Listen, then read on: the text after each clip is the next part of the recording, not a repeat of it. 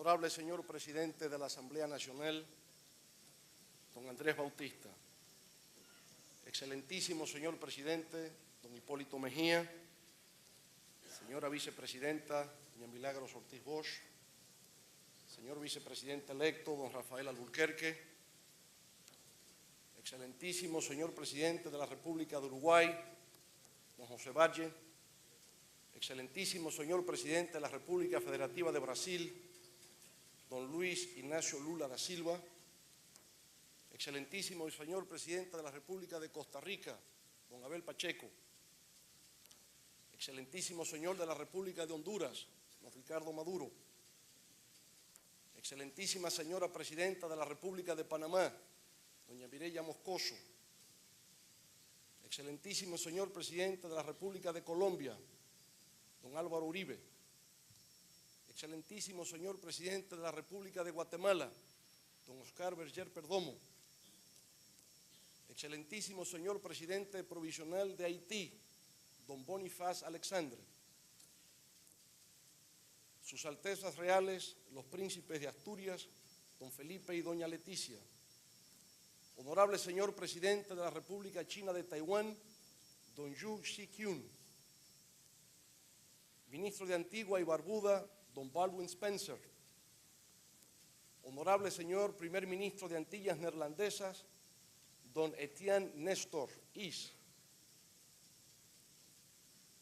ministro de las Islas Turks y Caicos, don Michael Eugene Misk, excelentísimo señor secretario general electo de la Organización de Estados Americanos, don Miguel Ángel Rodríguez, honorable señor secretario adjunto, don Luis Euniagi, su eminencia reverendísima, monseñor Antonio Arcari, nuncio apostólico de Honduras, enviado especial de la Santa Sede, excelentísimos señores y señoras jefes de las misiones especiales y de organismos internacionales, altos funcionarios civiles y militares, invitados especiales, señores representantes de los poderes públicos en la República Dominicana, señoras y señores, pueblo dominicano. En un día como hoy, hace 141 años, lo mejor del alma nacional se expresó con auténtica nobleza, dando origen a la gesta heroica de la restauración de la República. Casi un siglo y medio después de tan portentosa hazaña, lo que le aguarda a nuestro país es una lucha titánica, denodada, para volver sobre sus raíces e iniciar un período de regeneración moral y patriótica, así como de reorganización económica, social e institucional, que nos permita, como el ave fénix, emerger de nuestras propias cenizas. Con el respaldo de casi el 60% del electorado recibido en el pasado certamen, asumo hoy por segunda vez el inmenso honor y la gran distinción de colocar sobre mi pecho la enseña tricolor. Lo hago consciente de la gravedad de mis responsabilidades y del momento delicado que vive la nación. No escapa a mi conocimiento que nuestro país atraviesa en la actualidad por una de sus crisis más agudas y severas de todos los tiempos, que nuestro pueblo sufre, que se siente desprotegido y frustrado, pero al mismo tiempo esperanzado e ilusionado de que con la gestión del gobierno que hoy se inicia, empezará a trillar nuevamente por senderos de estabilidad, de progreso y de bienestar.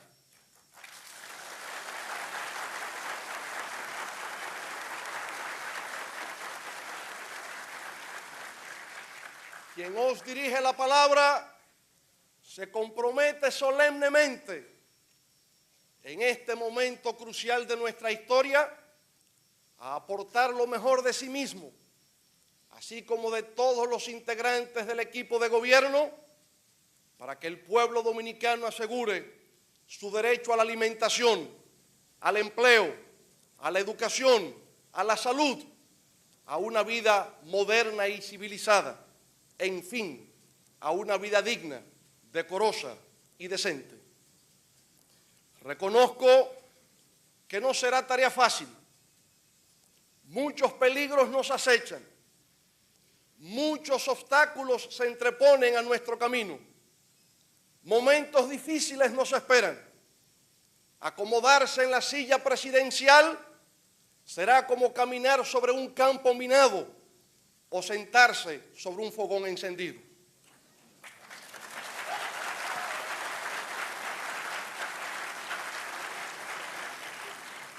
Sin embargo, que nadie se equivoque o se llame engaño.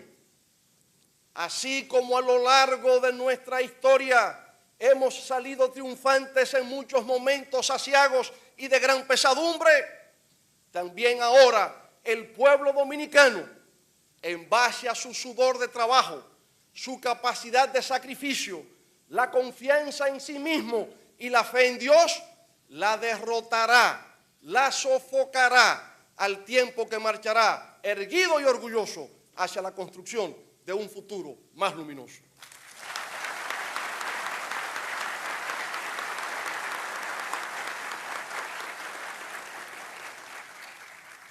Hasta hace poco, la República Dominicana era objeto de encomio y de reconocimientos en el ámbito internacional. Durante la década de los 90, y muy especialmente durante su segunda mitad, nuestro país experimentó un crecimiento económico impresionante, el mayor de América Latina y uno de los mayores del mundo. Ese crecimiento se produjo con estabilidad. Teníamos un control sobre la inflación que nunca pasó de un dígito. Había certidumbre en la tasa de cambio. Las tasas de interés eran relativamente bajas. Se crearon cientos de miles de empleos. El poder adquisitivo creció. El comercio se expandió. La pobreza se redujo y el país vivía con la satisfacción de que nos encontrábamos en los umbrales de una época de prosperidad y de progreso. Pero de repente todo eso se nos esfumó. Se nos escapó como agua entre los dedos. Y ahora nuestro pueblo se pregunta con razón, ¿cómo ha podido ser? ¿Qué ha ocurrido en la República Dominicana para que en tan poco tiempo haya pasado de ser un paradigma del progreso latinoamericano a un nuevo arquetipo del fracaso? Aclaro que no acudo ante esta Asamblea Nacional con la intención aviesa de levantar el índice acusador contra nadie. Semejante acto sería contrario a mi forma natural de proceder y estaría en pugna con el carácter solemne de esta ceremonia.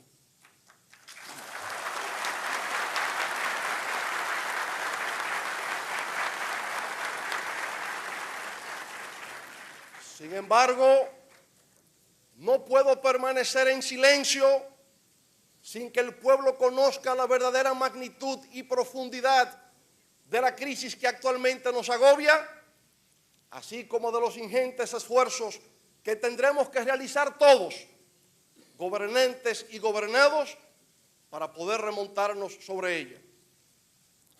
La crisis económica que actualmente nos abate es de tal naturaleza que solo el año pasado, en el 2003, la producción total de bienes y servicios del país, o lo que los economistas denominan el Producto Interno Bruto, se redujo en términos de dólares en 5.000 millones. Si esa cifra la multiplicamos por 45, que es el promedio de la tasa de cambio del peso al dólar, tendríamos como resultado 225.000 millones de pesos. Óigase bien, el año pasado dejamos de producir 225.000 millones de pesos. Pero en adición a esa disminución de la producción de riquezas, ocurre que en estos momentos tenemos en la República Dominicana un déficit fiscal consolidado de 56.000 millones de pesos. Esto es casi la mitad del presupuesto del gobierno actualmente en ejecución.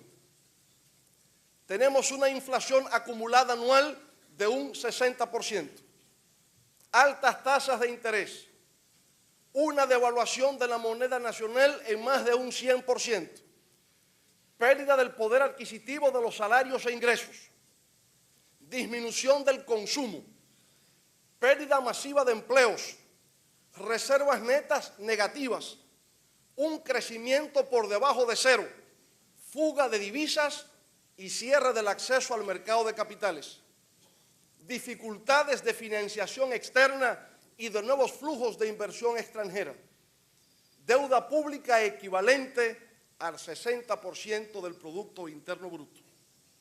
El Fondo General de la Nación, el cual debe cubrir los gastos de operaciones e inversiones de las instituciones del gobierno central, tiene un balance en rojo de 1.800 millones de pesos. De igual manera, el fondo especial destinado a la regalía pascual está también en rojo. Todo eso equivale a decir que el próximo gobierno no dispondrá de un solo centavo para empezar a trabajar y tendrá que realizar grandes esfuerzos para cubrir en las Navidades su compromiso de un salario adicional con los empleados públicos.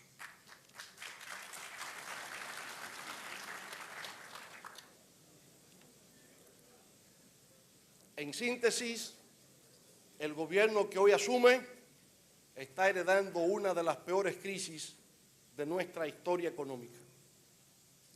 Con respecto al tema de la deuda externa, cabe señalar que cuando llegamos al gobierno por primera vez en el 1996, la deuda externa de la República Dominicana era de 3.810 millones de dólares. 4 años después, en el 2000, cuando descendimos del solio presidencial, esa deuda había disminuido a 3.635 millones de dólares. ¿Quién jamás habría pensado que 4 años después esa deuda sería llevada a 7.200 millones de dólares? Esto es casi al doble de la que había 4 años antes. ¿Qué grandes razones se presentaron en nuestro país para que en tan breve lapso esa deuda fuese incrementada de manera tan impresionante? ¿Qué causas obligaron a que así se produjese? Algunos de los ideólogos y voceros más conspicuos de esa política de endeudamiento externo solían repetir en sus momentos de gloria que, visto que esa deuda representaba un bajo porcentaje de la producción nacional, la República Dominicana tenía una capacidad ilimitada para endeudarse. Frente a argumentos tan sofisticados, el pueblo llano, el del hombre y de la mujer común y corriente, solía responder con la sabiduría del sentido común. Es posible que la capacidad para endeudarse no tenga límites. Lo que sí tiene un límite es la capacidad para pagar. Y precisamente lo que ocurre ahora es que debemos pagar. Y lo malo es que no tenemos con qué.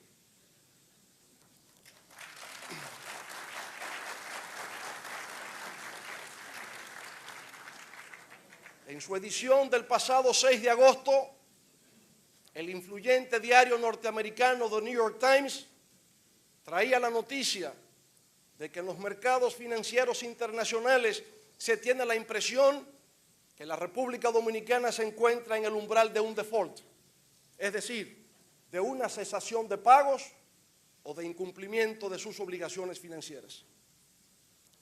Para contrarrestar dicha percepción e impedir las consecuencias nefastas que ésta pudiese generar, la República Dominicana procederá en lo inmediato a una reestructuración de la deuda externa en consistencia con los criterios del Fondo Monetario Internacional y el Club de París, que le permitan a nuestro país un alivio en el cumplimiento de su carga financiera. Al meditar sobre el nuevo perfil de la deuda externa de la República Dominicana, descubrimos las complejidades del mundo contemporáneo y de la cautela que ha de mantenerse para representar de la mejor manera posible los intereses nacionales. Ahora, los que deciden el destino financiero de los pueblos son unos jóvenes de entre 25 y 35 años de edad, bien educados y entrenados, los cuales trabajan para agencias calificadoras de riesgo como Moody's, Standard & Poor's y Bear Stearns, así como para bancos de inversores como JP Morgan, Lehman Brothers y Morgan Stanley. Esos jóvenes asignan calificaciones a los países de acuerdo con su comportamiento económico. A algunos les otorgan A para decir que están muy bien. A otros B+ para indicar que están bien. A otros simplemente B para señalar que están regular. Y a otros C para apuntar que están mal. A la República Dominicana le han otorgado CCC, que es como si fueran a decir que estamos muy, pero muy mal.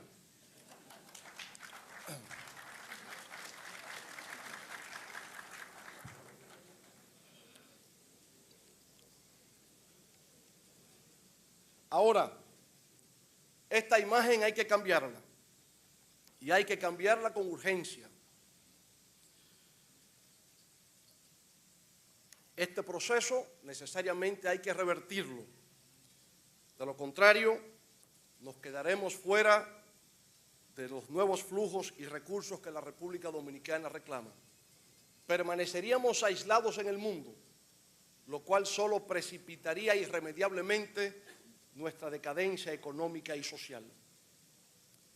Señores miembros de la Asamblea Nacional, ilustres invitados, la tarea más importante que la República Dominicana tiene por delante en estos momentos y de la que nuestros conciudadanos esperan mayores resultados es en la solución de la crisis económica anteriormente descrita que ha afectado a todos los sectores sociales de nuestro país.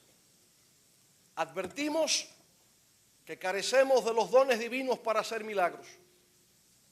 En estos momentos de eclipse de la vida nacional, resulta más que apropiado evocar la frase inolvidable de aquel gran genio de la política británica, Winston Churchill, quien para vencer a las huestes nazis solo ofrecía a su pueblo sangre, sudor y lágrimas. Entre las diversas voces que se han levantado para sugerir soluciones al drama de la economía nacional, hay algunas que se inclinan por una disminución de los impuestos como forma de reactivación del crecimiento. Respeto esas ideas, pero no las comparto, pues el próximo gobierno no podrá elaborar su plan de acción para combatir la actual crisis extrayendo sus ideas del mundo ficticio de Alicia en el País de las Maravillas o del mundo mágico de Harry Potter. Para solucionar esa crisis, lo primero que se requiere, señoras y señores, es recuperar la confianza. Y para recuperarla, el próximo gobierno está compelido a tomar un conjunto de acciones, entre las cuales la más importante tal vez sea la de decretar que a partir de este mismo instante iniciamos un periodo de austeridad en la República Dominicana.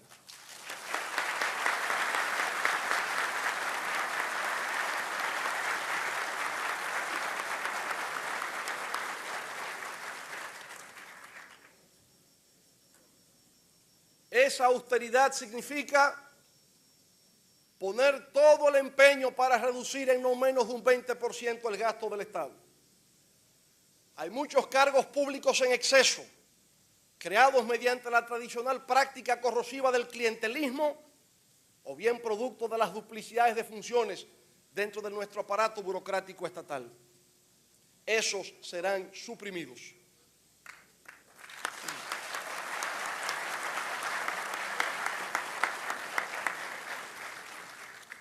Soy de los que creen con absoluta firmeza y convicción que las oportunidades de empleo tienen que ser iniciadas fundamentalmente en el sector privado, que es el gran creador de la riqueza nacional. La función del Estado, entre otras, debe ser la de hacer posible el cumplimiento de ese propósito. En el modelo de desarrollo económico que visualizamos, al sector privado le corresponde desempeñar el papel de locomotora del tren del progreso y al Estado el de simple maquinista que la pone en movimiento sobre los rieles. El gobierno que hoy se inicia, en este gobierno, ninguna institución gubernamental u organismo independiente está autorizado a realizar compras o transacciones que vayan más allá de lo estrictamente indispensable. Nadie, absolutamente nadie, podrá utilizar los fondos públicos para la adquisición de nuevas jipetas o para efectuar llamadas telefónicas nacionales o internacionales sin límites de tiempo.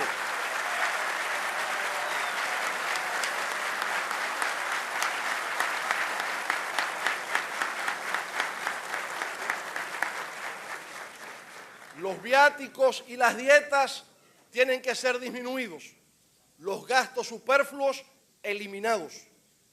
Hay que suprimir aquellos cargos de subsecretarios de Estado no contemplados en la ley orgánica de la Secretaría de Estado correspondiente.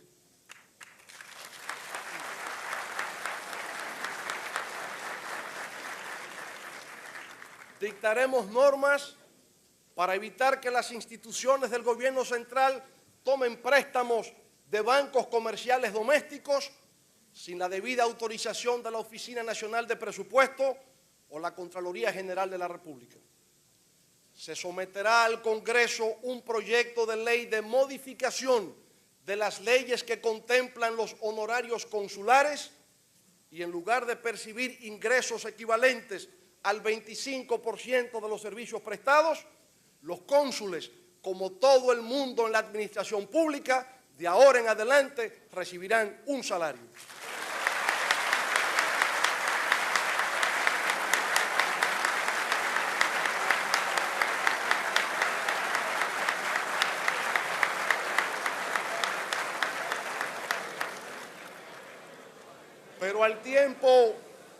Pero al tiempo que se toman medidas para reducir significativamente el gasto corriente del gobierno, es imprescindible que el Congreso Nacional apruebe en el plazo más breve posible el proyecto de reforma fiscal que le ha sido sometido y que fue el fruto del acuerdo de la pasada administración con el Fondo Monetario Internacional. De acuerdo con las estimaciones del propio fondo, para lograr la estabilidad y recuperación de la economía nacional, se requiere realizar un ajuste fiscal de un 4% del Producto Interno Bruto, lo que representa alrededor de 30.000 millones de pesos. El proyecto de reforma enviado al Congreso generaría cerca del 2.5% del PIB, por lo cual la diferencia de 1.5% del producto, equivalente a alrededor de 10.000 millones de pesos, tendría que ser logrado por mejoría administrativa y reducción de subsidios. A los fines de establecer un régimen de disciplina en el manejo de las finanzas públicas, las nuevas autoridades reanudarán el acuerdo hoy suspendido con el Fondo Monetario Internacional. Para enfrentar el déficit cuasi fiscal del Banco Central, generado por el rescate de los depositantes de los 3 bancos colapsados el año pasado, el nuevo gobierno ha obtenido ya el compromiso de destacados empresarios nacionales e internacionales de depositar en el Banco Central o el Banco de Reservas los fondos de futuras inversiones a una tasa de interés por encima de lo que se ofrece en los mercados internacionales. Con esos fondos depositados durante un plazo razonable, aspiramos a desmontar el referido déficit cuasi fiscal, el cual representa en estos momentos un monto de 90.000 millones de pesos y el pago de los intereses, 30.000 millones de pesos inorgánicos al año, todo lo cual constituye la causa generadora de la devaluación del peso dominicano y de los altos niveles de inflación que afectan a los consumidores. Con respecto a los tenedores de certificados emitidos por el Banco Central, el próximo gobierno asegura que cumplirá y respetará los términos en que esos fondos fueron captados por parte del público y depositados en las entidades financieras. Al aplicar el conjunto de medidas previamente esbozadas, la economía dominicana deberá tender hacia la estabilización y de esa estabilización hacia una recuperación del crecimiento. Ese crecimiento provocará el retorno de los capitales que han migrado en los últimos tiempos y estimulará nuevas inversiones extranjeras directas. Se crearán nuevas fuentes de empleos, se incrementará la demanda y el consumo, bajará el costo de la vida y de un círculo vicioso de estancamiento y postración pasaremos a un círculo virtuoso de prosperidad y de progreso para el pueblo dominicano.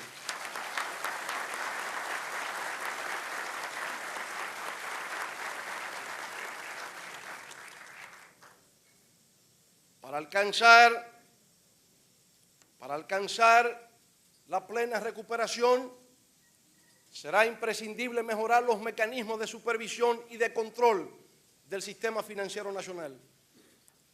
En la República Dominicana no podemos darnos el lujo de que otro banco pueda quebrar.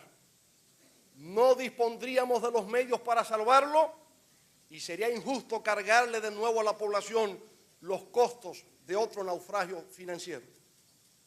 Así pues, la salud del sistema bancario es vital para el buen desempeño del conjunto de la economía nacional. Pero de igual manera, será imprescindible enfrentar con energía y de manera drástica uno de los peores males que afecta el desarrollo de los pueblos y torna ineficaz toda lucha sincera contra la hecatombe de la pobreza, el fenómeno de la corrupción. La corrupción es moral y legalmente inaceptable. Por tal motivo, durante la administración que desde hoy me corresponderá dirigir, tomaremos todas las providencias del lugar para, tal como establece la Convención Interamericana contra la Corrupción, prevenir, detectar, perseguir y castigar todo acto doloso que atente contra el patrimonio público.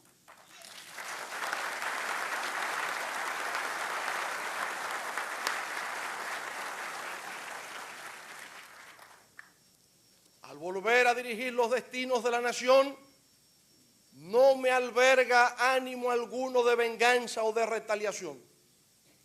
He experimentado la amargura de ser perseguido con cizaña e intención destructiva y, sin embargo, eso no ha hecho más que fortalecer mi espíritu contra la vileza y la maledicencia.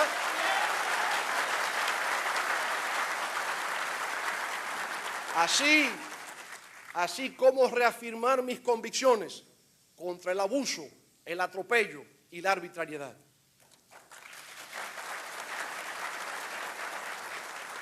Pero así como nadie será perseguido por razones de revancha política, tampoco esta administración puede convertirse en un nuevo abanderado del borrón y cuenta nueva.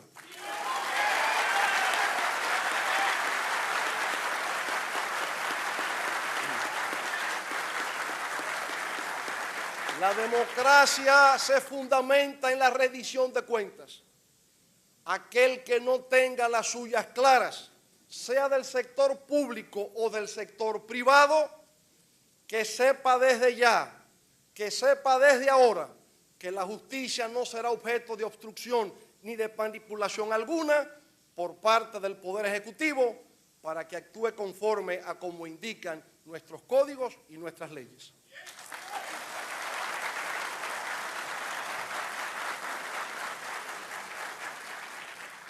Como deseo actuar siempre de forma clara y sin ningún enturbamiento o enredo, reitero en esta oportunidad lo que he dicho en otras ocasiones: que nadie me susurre en privado lo que no está en capacidad de decirme en público.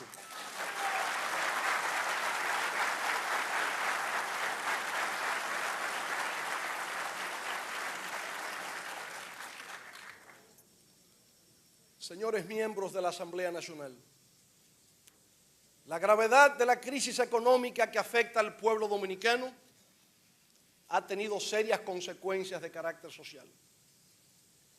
En mis recorridos por todos los rincones del país, he podido comprobar la situación de miseria y de marginalidad en la que viven miles de nuestros compatriotas. Con profunda tristeza, he percibido con claridad el hambre que azota a un segmento importante de nuestro pueblo. De acuerdo con los datos del Programa de las Naciones Unidas para el Desarrollo, como resultado de la actual crisis económica, ahora hay 1 millón más de dominicanos sumidos en la pobreza. Por consiguiente, impulsaremos una política social responsable, fundamentada en un enfoque integral y territorial, en armonía con las necesidades de las comunidades y de los sectores más vulnerables de la sociedad. Desde mañana mismo estaré disponiendo la reestructuración del gabinete social, dando las instrucciones pertinentes para involucrar a la sociedad civil en la gestión y ejecución de varios de esos programas. Desde los primeros días de nuestro gobierno, pondremos en práctica programas sociales integrales de salud, alimentación, nutrición y educación. Fortaleceremos y ampliaremos el programa del desayuno escolar, el programa para la reducción de la mortalidad materno-infantil. Llevaremos a cabo programas de capacitación para reactivar el empleo, de renovación de viviendas, de asistencia técnica y de fomento del microcrédito. Pero sabemos que ante la gravedad de la crisis es urgente responder de inmediato a las necesidades actuales imperiosas de comida y medicina que afectan a nuestro pueblo. El gobierno que hoy asumo se hace eco de la voz de la calle cuando reconoce que comer es primero. El programa denominado Comer es Primero representa una acción de emergencia alimenticia que reclaman las familias en condición de extrema pobreza.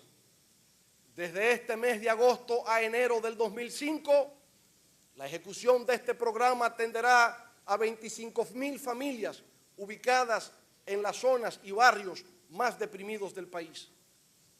Posteriormente, dicha iniciativa se irá ampliando hasta alcanzar a 200.000 familias. Aspiro, como he dicho también en distintas oportunidades, a que ningún dominicano se vaya a la cama con el estómago vacío.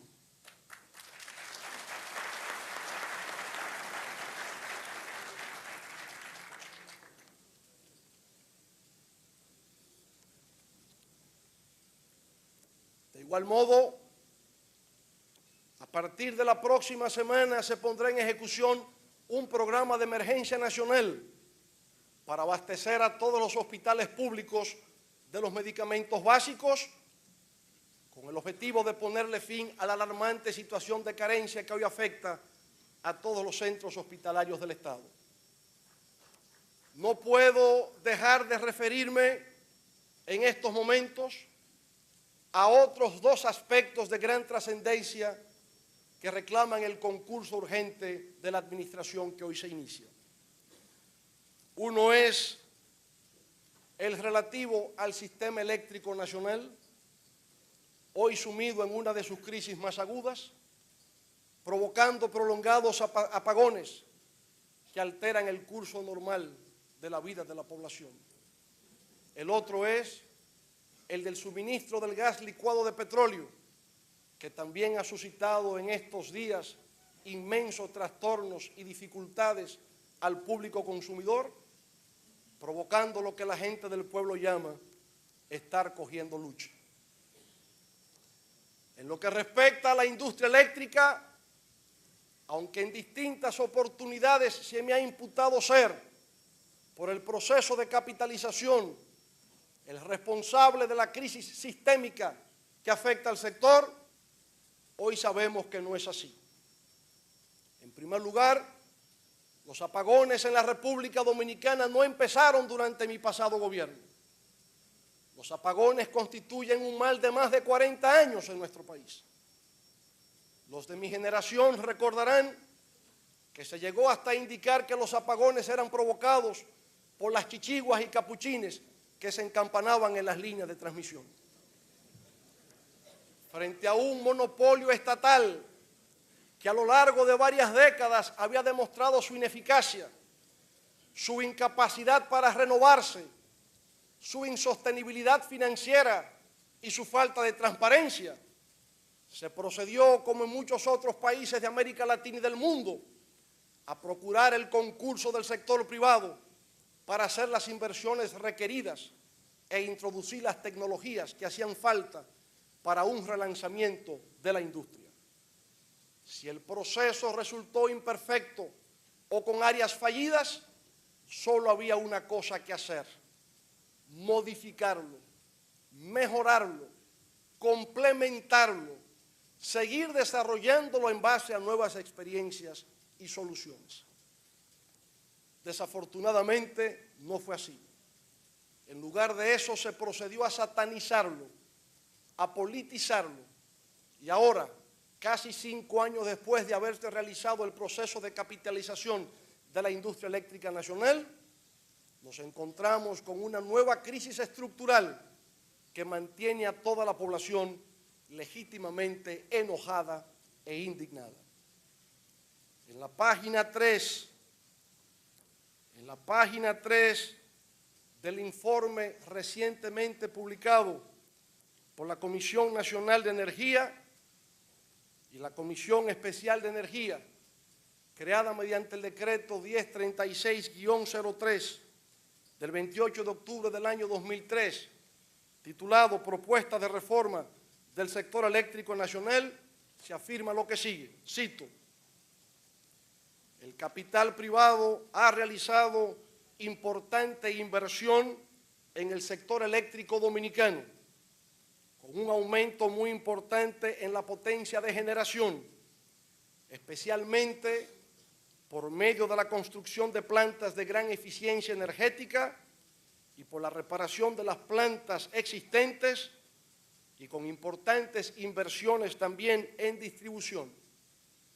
Se ha desarrollado un mercado mayorista de electricidad que está en condiciones de incentivar la eficiencia económica del sector. Y se ha creado un marco institucional para canalizar la iniciativa privada hacia el desarrollo sostenible del sector y para que éste sea capaz de atender a las necesidades de la sociedad dominicana. Termina la cita.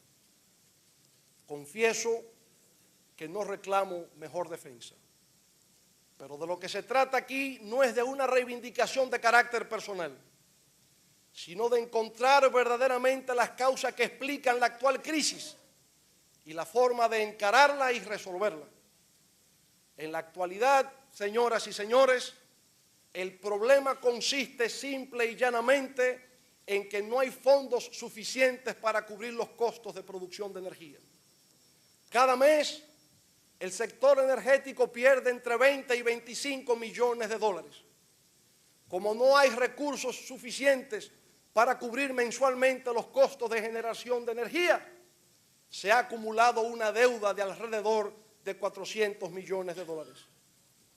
La falta de recursos, a su vez, limita la capacidad de compra del combustible para producir energía eléctrica, y de ahí resulta que de una demanda de 1.750 megavatios, el suministro solo alcanza 950 megavatios. En resumen, apagones. La pregunta, por consiguiente, aquí sería: ¿por qué no hay fondos suficientes para el sostenimiento de la industria eléctrica nacional? Y la respuesta es que hay una diversidad de razones. La primera, es que los costos de generación de energía se han disparado por las nubes, debido, por un lado, al incremento de precios de los combustibles en los mercados internacionales y, por el otro, a la devaluación del peso dominicano, que lo ha encarecido todo. La segunda razón es que casi la mitad de la electricidad que se produce se pierde o no se paga. La tercera es la incapacidad del gobierno para cumplir con el subsidio. Por tanto, debido a la incidencia capital que tiene el sistema eléctrico en los planes de desarrollo nacional, se ha podido ir logrando un consenso entre distintos sectores de las diversas medidas que deben ser tomadas para su recuperación. Entre esas medidas se señalan las siguientes. Primero, contratar una línea de crédito a corto plazo por un valor de $50 millones para compra de combustible, a los fines de normalizar en lo inmediato el suministro de energía eléctrica.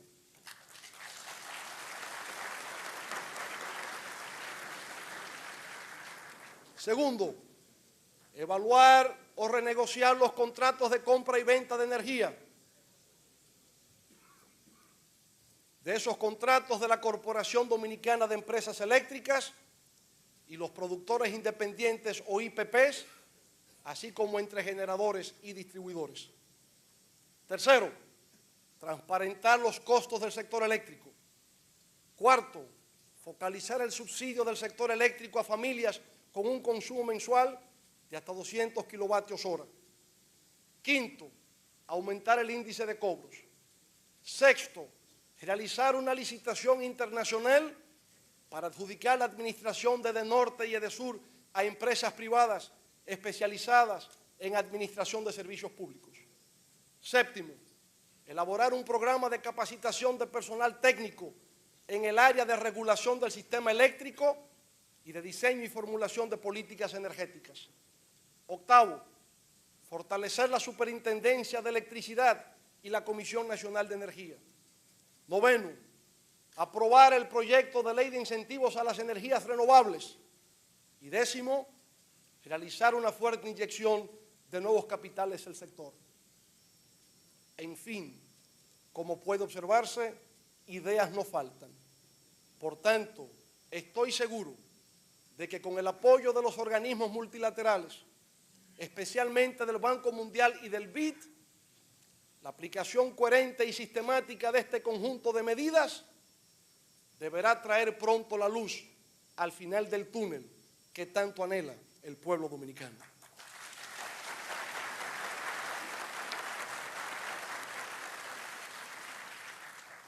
En lo que atañe al gas licuado de petróleo, en los próximos días estaremos tomando un conjunto de medidas para normalizar su suministro en todo el ámbito del territorio nacional.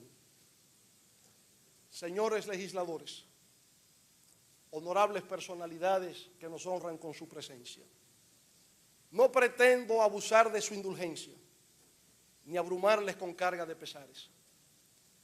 Lo que he querido tan solo es poner de relieve ante mis conciudadanos la verdadera magnitud de nuestras dificultades actuales y de los esfuerzos que se requieren para superarlos. Pero no se trata tan solo de problemas económicos y sociales. También nuestro país está gravemente afectado de problemas institucionales. Y debo decirles que eso tiene que cambiar. Durante más de 4 décadas, desde que cayó abatido a tiros el dictador Rafael Leónidas Trujillo, la República Dominicana ha estado inmersa en un proceso continuo de transición hacia la democracia. En sentido general, hemos avanzado en ese proceso. Pero durante 40 años no fuimos capaces de crear las instituciones de un verdadero Estado de Derecho, garante de la seguridad jurídica y de la protección de los ciudadanos.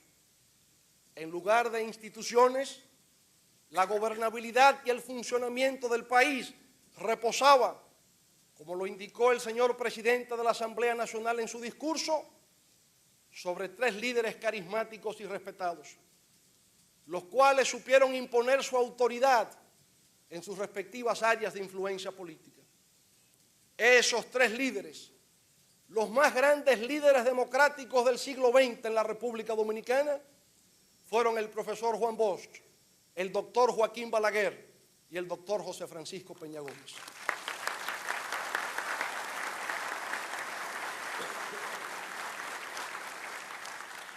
El pueblo dominicano tiene una deuda de gratitud hacia los tres, pues a pesar de sus marcadas diferencias ideológicas y de estilo de conducción política, se dedicaron con amor y sacrificio a ofrecer lo mejor de sus años y de sus talentos a encumbrar a nuestro país.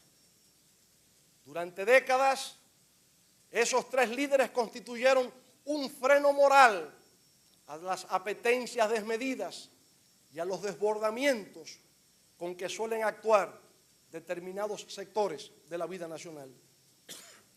Hoy, desafortunadamente, ya esos líderes iluminados no se encuentran entre nosotros.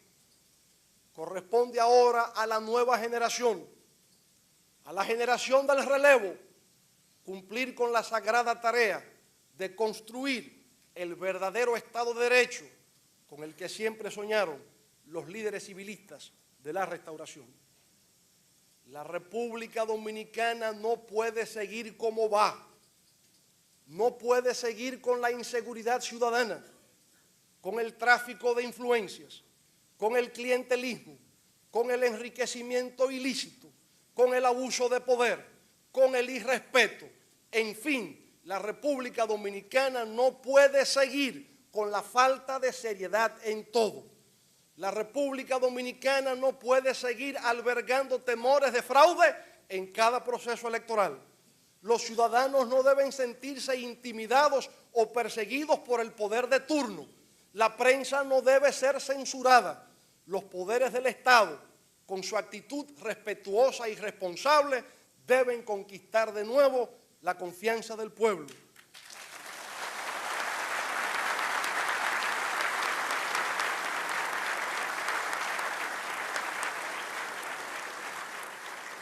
Los miembros del Congreso Nacional deben asumir con dignidad el rol para el cual fueron seleccionados.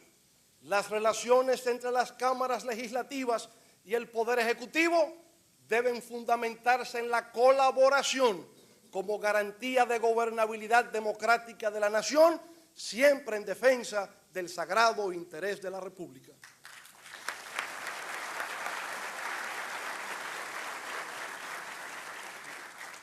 Nuestro pueblo espera que entre los miembros de las cámaras legislativas y el Poder Ejecutivo podamos resolver la actual crisis económica. Nuestro pueblo espera que en estos momentos de gran pesadumbre nacional podamos colocarnos por encima de nuestras diferencias partidistas. Hasta ahora, el pueblo dominicano ha sido paciente, ha tenido una conducta ciudadana ejemplar, pero no se debe abusar de él. No desafiemos la capacidad de tolerancia del pueblo dominicano. Si para algo ha servido la actual crisis, es para poner al desnudo la bancarrota de un sistema que históricamente ha demostrado ser incompetente, injusto y corrupto. Yo les propongo que lo cambiemos. Sacudamos el árbol de la democracia dominicana y que caigan sus frutos podridos. Construyamos una nueva sociedad, más justa, más solidaria, más próspera, más humana, más democrática, más transparente, más participativa. Pueblo dominicano, juntos podemos trabajar en la culminación de las tareas inconclusas de la era industrial, de la premodernidad. Juntos podemos ponerle fin a los apagones, al hambre. Juntos podemos garantizar la distribución de medicamentos en los hospitales y disponer de acceso al agua potable. Juntos podemos construir calles y caminos vecinales. Pero al mismo tiempo es imprescindible trabajar en la agenda de la modernidad y del progreso, la que se corresponde con la sociedad del conocimiento y la era digital. En un breve perjundicioso ensayo titulado La creación de una civilización, Alvey y Heidi Toffler afirman lo que sigue, citamos: la humanidad se enfrenta con un gran salto hacia adelante. La especie humana ha experimentado hasta ahora dos grandes olas de cambio. La primera ola de cambio, la revolución agrícola, invirtió miles de años en su desarrollo. La segunda ola, el auge de la civilización industrial, necesitó solo 300 años. La historia avanza ahora a todavía mayor velocidad y es posible que la tercera ola progrese y se complete en tan solo unas pocas décadas. La tercera ola trae consigo un estilo de vida auténticamente nuevo, basado sobre fuentes diversificadas y renovables de energía, métodos de reproducción que dejan anticuada a la mayoría de las cadenas fabriles de montaje, nuevas familias nucleares, una nueva institución que cabría denominar el hogar electrónico y las escuelas y empresas del futuro radicalmente modificadas. Termina la cita. Con miras hacia el futuro, la prioridad en la agenda nacional lo ocupa la educación. Pero ya no basta la educación clásica formal. Ahora hay que avanzar hacia parámetros más exigentes de contenidos curriculares y calidad de la enseñanza. Durante nuestra pasada gestión de gobierno, nos convertimos en uno de los primeros países en América Latina en instalar laboratorios de computadoras en las escuelas públicas secundarias. Ahora extenderemos el programa a los niveles inicial y básico, al tiempo que daremos inicio a proyectos de educación bilingüe, para de esa manera eliminar las amenazas de la brecha digital y de la inequidad en las ofertas educativas entre el sector público y el sector privado. Mi gran deseo, mi gran aspiración es que para los hijos de las familias pobres de la República Dominicana podamos tener también escuelas públicas como las mejores escuelas privadas del país, limpias, ordenadas, con maestros altamente preparados y motivados, llenas de creatividad e imaginación, equipadas de computadoras, bibliotecas y centros de recreación física. Instalaremos nuevos centros comunitarios tecnológicos y telecentros, tanto en la zona rural como en la urbana marginal, y daremos origen a los primeros colegios comunitarios o community colleges, como se conocen en los Estados Unidos, para el rápido adiestramiento de la fuerza laboral joven de la República Dominicana.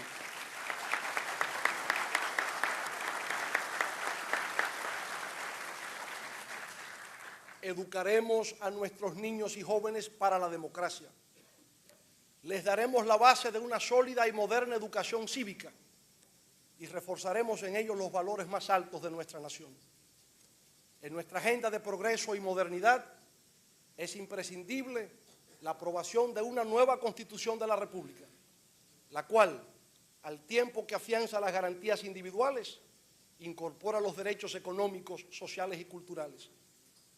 Es de vital importancia igualmente la promulgación de una ley de participación social y es preciso iniciar el desarrollo de una política en materia criminal tendente a garantizar la seguridad y la paz ciudadana sin vulnerar los derechos individuales, el debido proceso y el Estado de Derecho. Hay que continuar el proceso de reforma y modernización del Estado. Hay que fortalecer el sistema judicial. Hay que reformar el sistema carcelario. Hay que profesionalizar el Ministerio Público. Hay que mejorar la calidad de los servicios públicos que ofrece el Estado.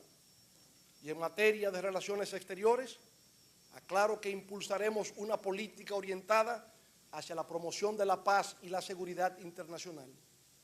Reforzaremos los mecanismos de carácter multilateral y actuaremos conforme a las directrices de las Naciones Unidas y en el plano regional de la Organización de Estados Americanos, OEA. Trabajaremos para contribuir a una cooperación internacional dinámica y armoniosa y fortaleceremos y diversificaremos relaciones bilaterales con los pueblos de Asia, de las Américas, de Europa y de África, y prestaremos especial atención a nuestro vecino más próximo, la República de Haití. La nueva sociedad del progreso y de la modernización será capaz de crear un nuevo modelo de desarrollo económico que al tiempo que protege el medio ambiente y los recursos naturales, brinde al sector agropecuario, a la industria nacional, a las zonas francas, a las medianas, a las pequeñas y a las microempresas, así como al sector turístico, mayores niveles de productividad y de competitividad, generando mayor riqueza y bienestar para felicidad del pueblo dominicano. La sociedad dominicana cuenta con inmensos recursos humanos para llevar adelante esa hermosa tarea histórica a que desde hoy les convoco. Con mujeres nobles y abnegadas, con una juventud íntegra y estudiosa, la República Dominicana cuenta con campesinos y trabajadores, cuenta con una activa y dinámica comunidad exterior que es fuente de orgullo de toda la patria. Y para empezar a construir esa nueva sociedad, aprovecho esta ocasión solemne para proponer la creación de un gobierno de unidad nacional que integre en un Consejo Económico y Social a los representantes del sector empresarial, del sector laboral, de la sociedad civil y de las iglesias, que permita darle sentido y orientación a los consejos regionales y provinciales de desarrollo, que haga que todo el mundo se sienta parte de la tarea de construcción de nuestro propio destino. En este momento crítico y trascendental en que una vez más el pueblo dominicano ha depositado tantas responsabilidades sobre mis hombros, le pido a Dios, el Todopoderoso, como lo hice en este mismo recinto hace ya 8 años, que me conceda la sabiduría que otorgó al rey Salomón, para de esa manera, imbuido del aliento divino, conducir a nuestro pueblo, siempre con humildad, por merecidos caminos de gloria y de engrandecimiento. Desde ahora en adelante, un nuevo espíritu ha de apoderarse del pueblo dominicano. Un espíritu de optimismo, de fe, de confianza y determinación. Que en las ciudades y en los campos, que en los valles y en las lomas, solo se escuche un grito que diga: dominicanos, es para adelante que vamos, es para adelante que vamos, es para adelante que vamos, dominicanos. Muchas gracias.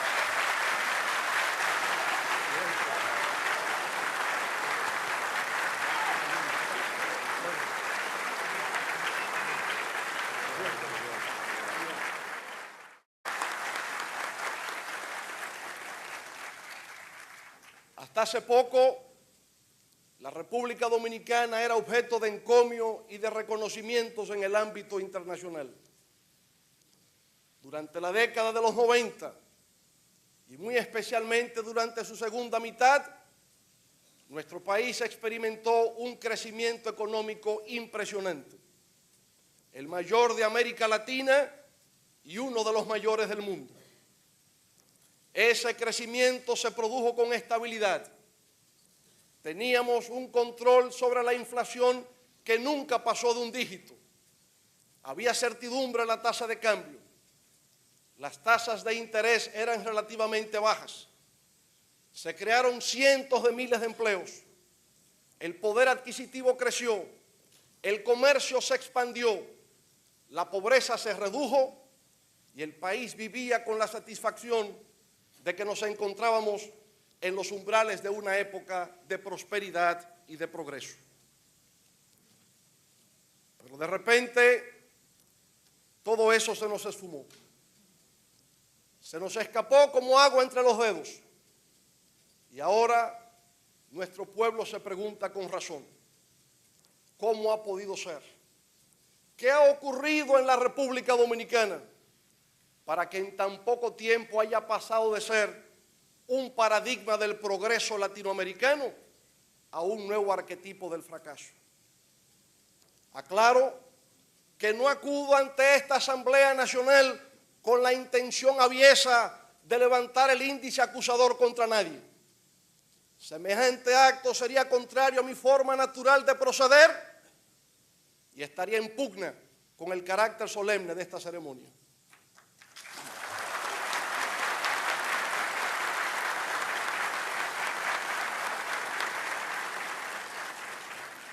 Sin embargo, no puedo permanecer. Nuncio Apostólico de Honduras, enviado especial de la Santa Sede.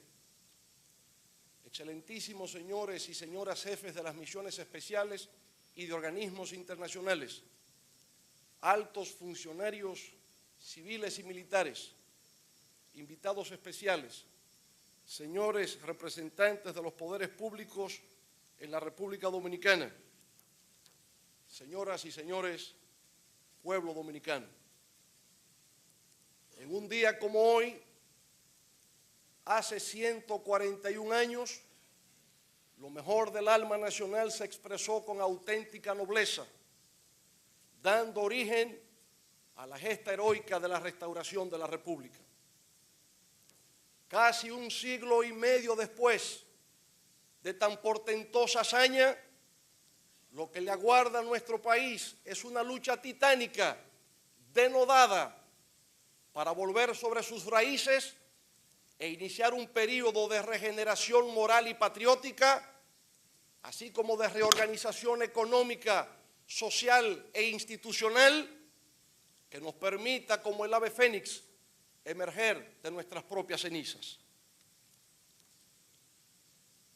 Con el respaldo de casi el 60% del electorado recibido en el pasado certamen, asumo hoy, por segunda vez, el inmenso honor y la gran distinción de colocar sobre mi pecho la enseña tricolor. Lo hago consciente de la gravedad de mis responsabilidades y del momento delicado que vive la nación. No escapa a mi conocimiento que nuestro país atraviesa en la actualidad por una de sus crisis más agudas y severas de todos los tiempos, que nuestro pueblo sufre, que se siente desprotegido y frustrado, pero al mismo tiempo esperanzado e iluso en silencio, sin que el pueblo conozca la verdadera magnitud y profundidad de la crisis que actualmente nos agobia, así como de los ingentes esfuerzos que tendremos que realizar todos, gobernantes y gobernados, para poder remontarnos sobre ella.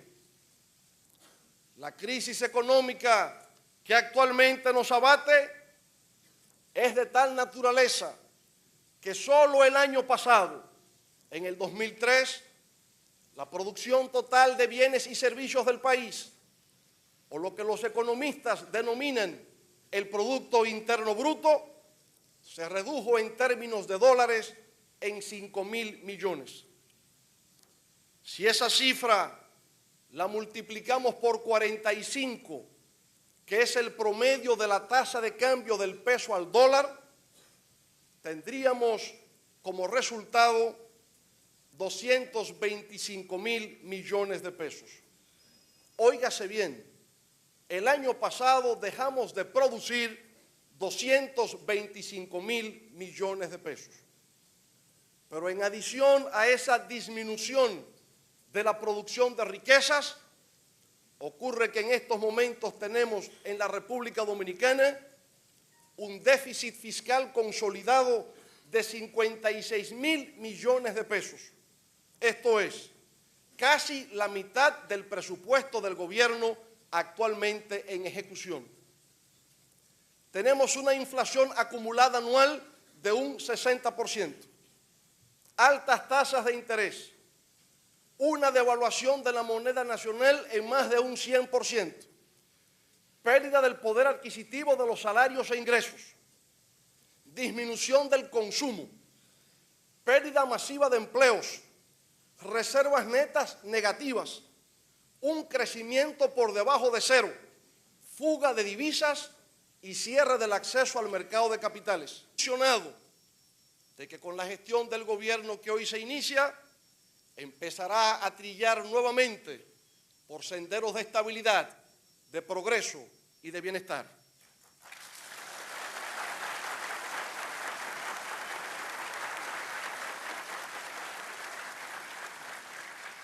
Quien os dirige la palabra se compromete solemnemente en este momento crucial de nuestra historia a aportar lo mejor de sí mismo, así como de todos los integrantes del equipo de gobierno, para que el pueblo dominicano asegure su derecho a la alimentación, al empleo, a la educación, a la salud, a una vida moderna y civilizada, en fin, a una vida digna, decorosa y decente.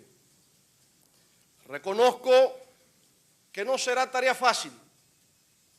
Muchos peligros nos acechan. Muchos obstáculos se entreponen a nuestro camino. Momentos difíciles nos esperan. Acomodarse en la silla presidencial será como caminar sobre un campo minado o sentarse sobre un fogón encendido.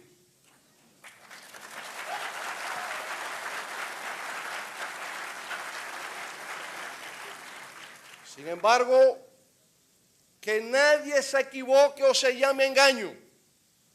Así como a lo largo de nuestra historia hemos salido triunfantes en muchos momentos aciagos y de gran pesadumbre, también ahora el pueblo dominicano, en base a su sudor de trabajo, su capacidad de sacrificio, la confianza en sí mismo y la fe en Dios, la derrotará, la sofocará al tiempo que marchará erguido y orgulloso hacia la construcción de un futuro más luminoso.